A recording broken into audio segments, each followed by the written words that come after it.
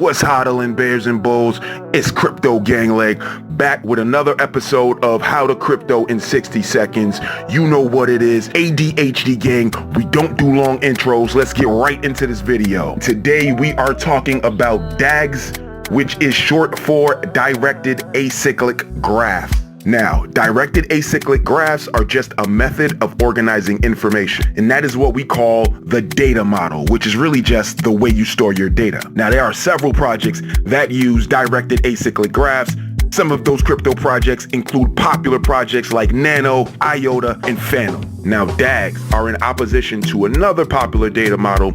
You may have heard of it. It's been popularized by cryptocurrency projects like Ethereum, Bitcoin, and Dogecoin, and that data model is called a blockchain. Now, with the blockchain data model, your information is divided into blocks, and each block is lined up in sequence, one after the other. Now, every block has a little piece of data that came from the block before it, which means that if data is ever changed in one block, every block after that becomes invalid. And this is the mechanism that blockchains use to establish decentralized trust. These blocks of information are then chained together in a string, one after the other, and that is how you get a blockchain. We'll dig deeper into this concept in a future episode, but right now, we're not talking about the blockchain data model, we are talking about DAGs. So start my 60-second clock, and let's get right into this episode of How to Crypto in 60 Seconds. Instead of blocks, graphs divide information into nodes. Nodes are connected by a line that shows the relationship between any two nodes, and that line is called an edge. Now, an edge can have an arrow to indicate direction. That is the directed acyclic graph. Now, if you have a graph with directed edges, and in that graph, the first and the last node are the same node. In other words, if you have a graph where the edges form a complete loop, kind of like a circle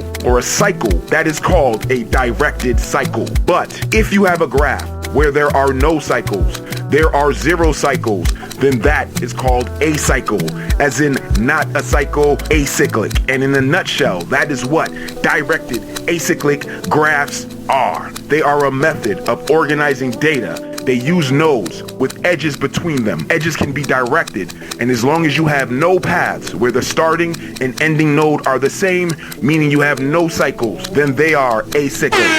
And there you have it. Directed acyclic graphs under 60 seconds. ADHD gang. We don't do long intros. Bears versus bulls. You know what it is. See you next time.